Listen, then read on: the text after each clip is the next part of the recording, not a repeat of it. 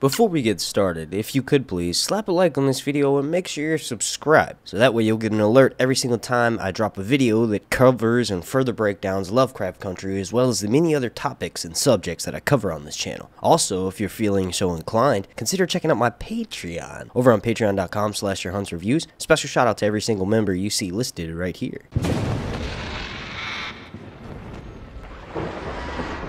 Okay, so potentially one of the greatest sci-fi series of this generation just wrapped up. Now, I agree with some of the criticism that you're seeing online, but mostly I think that this season finale, or this series finale rather, was written this way in order for there to be either a second season or a spinoff. Now, if you're like me, before watching this show, one thing that is a bit ritualistic that I do is roll up. So in honor of that, the like goal is going to be 420.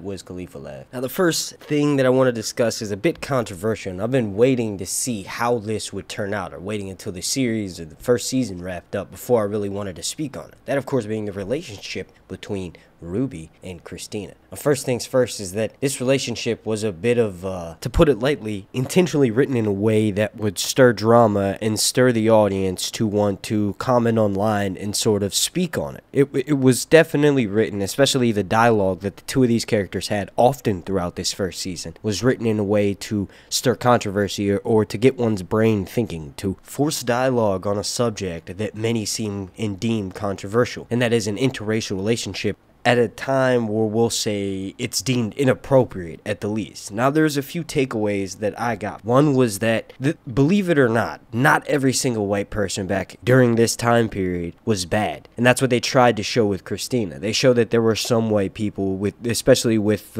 Titus Braithwaite being known to be notoriously hospitable towards his slaves. There were some white people that sort of entertained the idea or thought that black people were equal to them. Now, it was pretty exceedingly rare during this time period. Although it's in a fictional show, this was a very real era in America and still exists today. We're still seeing it in society today all over America. And as a side note, it's a good thing that this show shows you is not just in the South, it's all over America. We're still seeing it today. And I think the main point of this relationship was to show people that not every single white person was just fuck all black people back then. There were a few white people, as rare as it may seem, but I think what I'm getting at is what's controversial about this whole, we'll call it dynamic, or this relationship rather, between Ruby and Christina is the fact that Ruby seems as though she's a race traitor. She seems like she would rather be white than black at certain times, and that's why she continues to have this relationship with Christina. When Ruby first met Christina, or William rather, remember, William was one of the first white people, if not only white people, that ever treated her as just a person. Ruby met him when she was down in her life, and she was, although half drunk, she was definitely still cognitive enough to have her defenses up by saying certain things like, you're not the first white man that's tried. I believe that was a flat out lie, and I think that's part of the reason why she fell for Christina, or why she fell for William rather, and then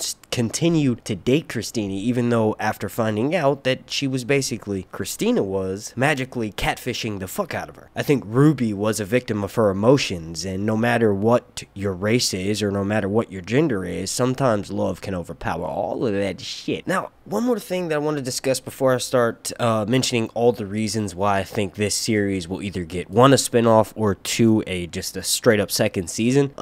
There's a moment during, I think it is episode 8, where where Atticus is discussing with Montrose about what happened to him and Hippolyta during the moments right before they were both pushed through the time portal. Is that Atticus mentioned that someone with a machine hand, or someone with a metal hand, pushed him through the portal.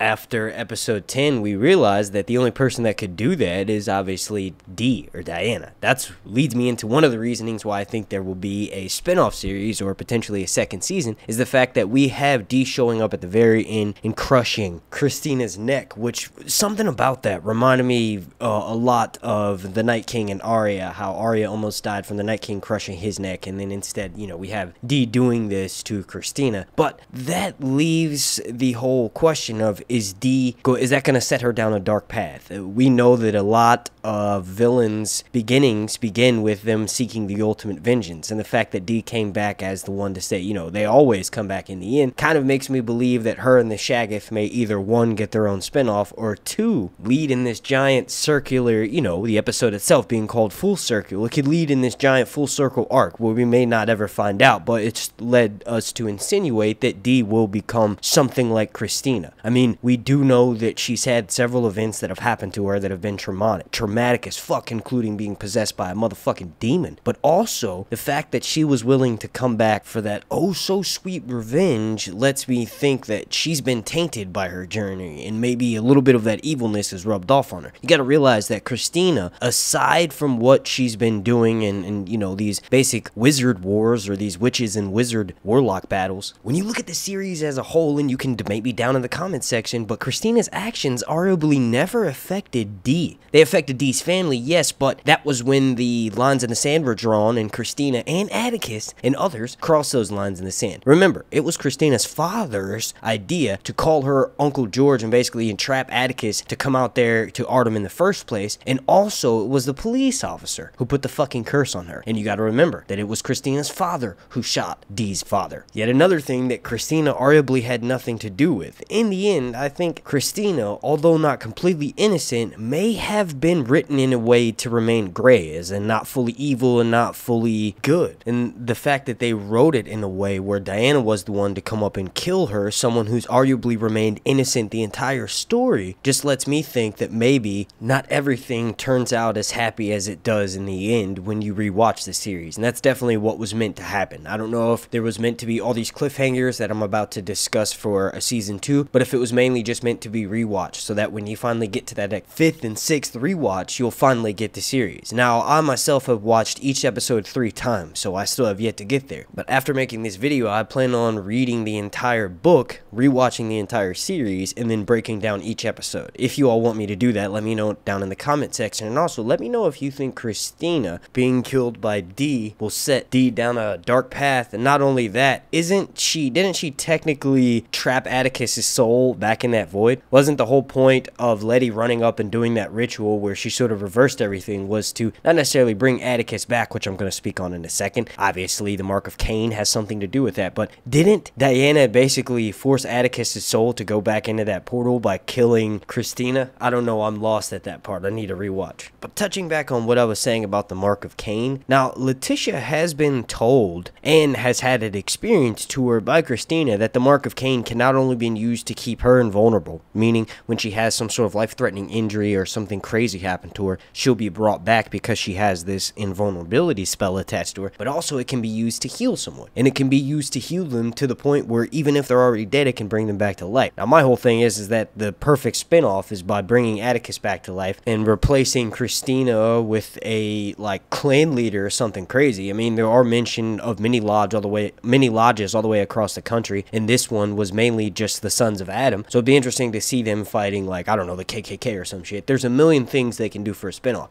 But quickly addressing some of the criticism that I've seen online after having watched the finale, and some of my own criticism, I sort of agree with that, is that this episode kind of sucked. The build up between episodes 6 to 9 were pretty fucking good, and then you get to the finale and it seems like they're just sort of scrapping storylines and just moving things forward and explaining it with magic. You know, I do get that a little bit, but I think the main point of that is that there's a lot of things that are being left ambiguous in order for them to get a second series. They kind of rush through everything that happens in the books in this first season, and I would like to see the show get taken in sort of like a different direction than the way the first season ended. I mean, a lot of the criticism was saying that most of the events in the season 1 finale didn't really have any build-up, and they just sort of kept happening to the characters, whereas in the first, several episodes, all the way up until episode 9, the entire season had this crazy intense build-up, and everything sort of made sense. In the last episode, a lot of people were saying that it kind of didn't make sense, and the events just sort of happened, and like I mentioned before, everything was just explained away with magic. You all let me know what you think down below in the comment section. Like I said, I sort of agree with some of that sentiment, but I think it was mostly intentionally done to leave it ambiguous so that people, for one,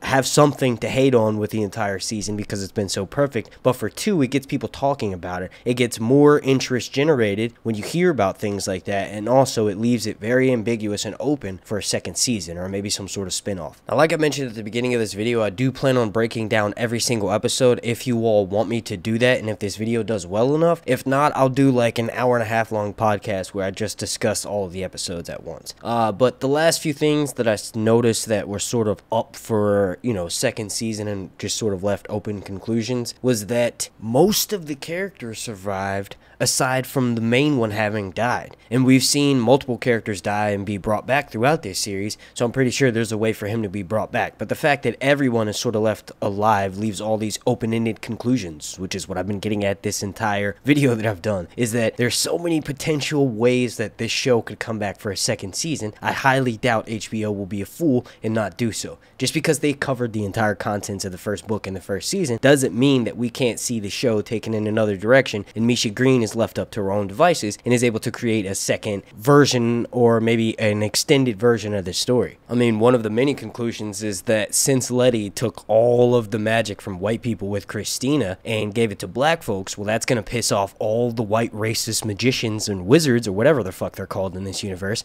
and that sounds like to me there's going to be a magic race war. Also, we have the potential of Dee and her robotic arm with the Shaggoth being bonded to her. Clearly, there was a moment during the episode, and I'll try to pull that up as a thumbnail or something to show you right here, but there was a moment where they showed Atticus talking with Diana and showing her the Shaggoth, and that's basically now the Shaggoth that's going to protect her family, so that's another potential spinoff right there. Then we have Hippolyta related to that. She's a trans-dimensional being now. She could basically go live one of her many lives with Dee, and they could all go be happy with George. Then we've got Atticus being brought back in the main storyline. We have Christina still being alive somehow because technically she had the mark of Cain. We've seen her die multiple times throughout the series. There's so many different things they could do to get a second season, and if they want, they could hire me as a writer.